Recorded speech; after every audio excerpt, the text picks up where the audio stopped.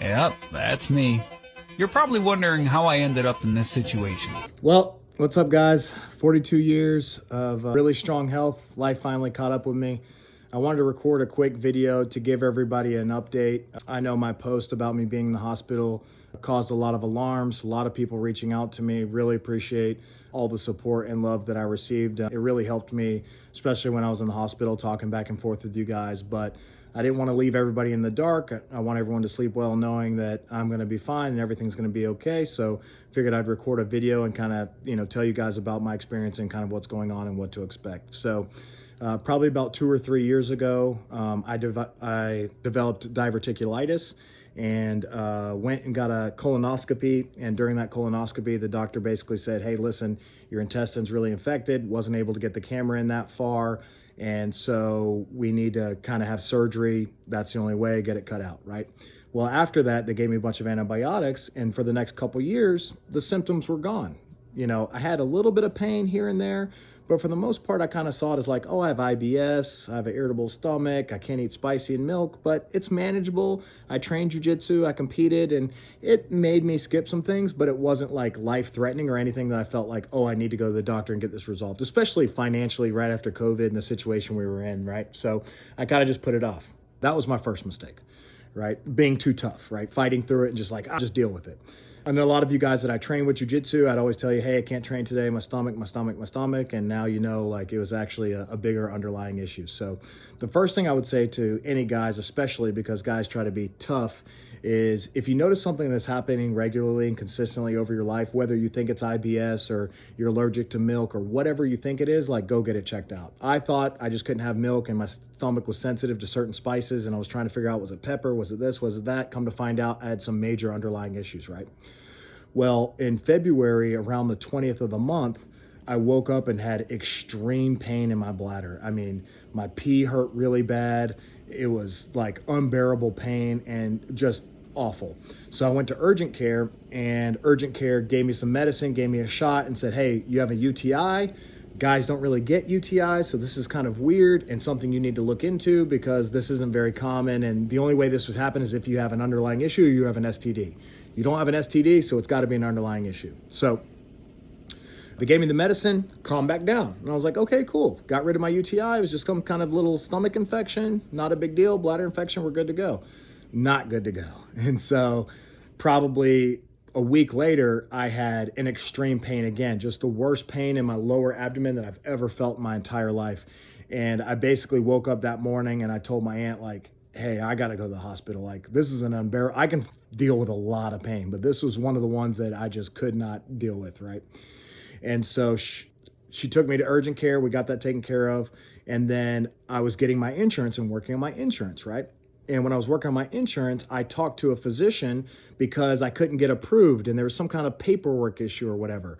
So I called a 24-hour physician and talked to her over the phone. And she said, hey, listening to your symptoms, this is really weird. And this isn't something that we normally see. And, if you're having bubbles when you pee and you're having feces come out when you pee and it's kind of brown, like this is pretty concerning of a major underlying issue and something we should look into.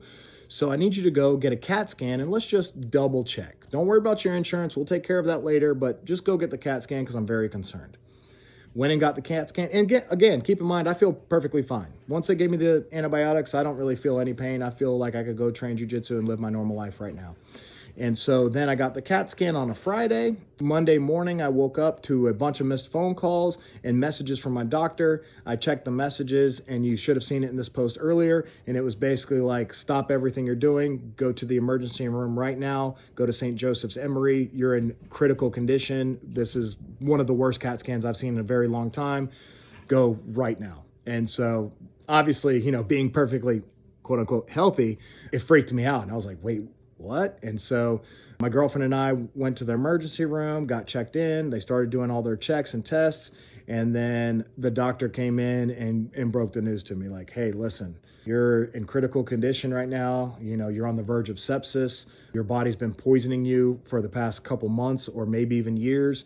And your body's just been strong enough to fight it off, but you have a major concern. And so basically the diagnosis is I had diverticulitis. It got inflamed. It ruptured my colon or my intestine. When it ruptured, feces started leaking into my stomach, or not my actual stomach, but into my body, let's just say, my body cavity. And so what your body does is it develops an abscess to protect it. So it creates a little bubble, protective bubble where it's leaking into. But when it's leaking, it's growing and growing and growing and getting bigger and bigger, right? Well, that abscess grew so big that it connected to my bladder because they're very in close proximity. When it grew what's called a fistula. And a fistula is basically a connection or a tube between your intestine and your bladder. And so now my feces was going into my bladder, and that's what was causing the UTIs because I was infecting myself. So I just had feces constantly going into my bladder, which obviously is not supposed to be there. And that's what was causing all the pain. So they ended up determining, they did a bunch of tests on me. I was on antibiotics 24 hours a day, constantly checking my white blood count and all of that stuff. They determined that basically they couldn't do or didn't want to do surgery. They said, look, you're very young, you're a very healthy person. We don't recommend surgery right this second because you're so inflamed and so infected that there's a major risk that if we go in there, something could tear and then it would create a bigger issue.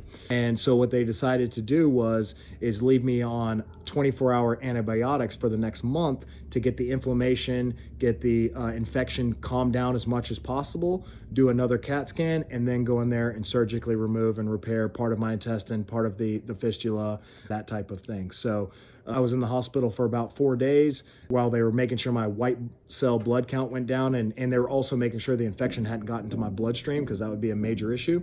And once they were confident that I'd be okay leaving the hospital, they gave me a PICC line, which you can see here. And a PICC line is basically an IV that you can take home, and it goes in my bicep into my heart, and then it connects to a little personal IV that administers a certain amount of medicine over a period of time for 24 hours, right? Pretty cool little technology. It's kind of annoying not to carry this thing around everywhere, but it's better than being dead or being in the hospital for a month, right? So it's a necessary evil. And so that's kind of what I'm dealing with right now. I will tell you, I want to give a lot of shout out to my friends and family, my beautiful girlfriend for being in there for 4 days with me in the most uncomfortable situation you can be in. I mean, sleeping in that hospital was horrible. They woke me up every 2 hours to check my blood pressure, all of that. So we really didn't even sleep that much at all. And then all the messages, all the calls I got from everyone I ever interact with in jiu-jitsu and everyone else that reached out to me. So really appreciate all your support. I also want to give a shout out to St. John's Emory Hospital. I'd never been in a hospital before. I didn't know what the experiences was like. But I'll tell you, every single person we interacted with was an absolute angel. They were all very courteous, kind, loving, supporting.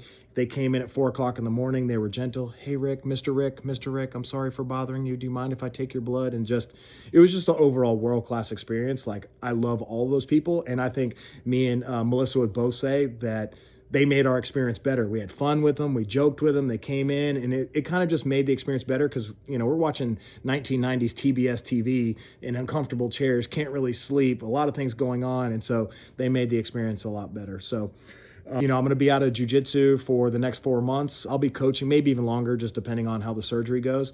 I'll still be coaching, going to tournaments. You guys have seen me around. The doctor told me, hey, keep living your life, but just be careful about your arm. So I can't train or anything like that. But I did want to start making a series of videos to kind of show you what this process is like. So if anybody else's experiences, they know what to expect and they know what to go through, and they can just hear it straight from, a regular guy like me. I don't have a lot of knowledge in medical and health, and maybe I can give you in layman's terms kind of what to expect because, when I went into this experience and they kind of told me on the hospital bed, hey, here's what you're dealing with, I was very scared. And probably one of the scariest moments of my life. I was, very emotional about it. But as the process started to happen and they started to reassure me, I started to feel a lot better about that. So I want to kind of give some of you guys some reassurance if you're ever going through that. The last thing I'll say is I probably spoke to 12 to 15 doctors, and all of them were in absolute amazement at my health. They told me I should be on my deathbed in critical condition. And the fact that I was laughing and joking and living and could eat whatever I want and wasn't sick and not feeling anything was just attributed to my overall health. And, the doctor who came in and checked my heart rate, they woke me up one morning because they said my resting heart rate was critically low. It was about 38.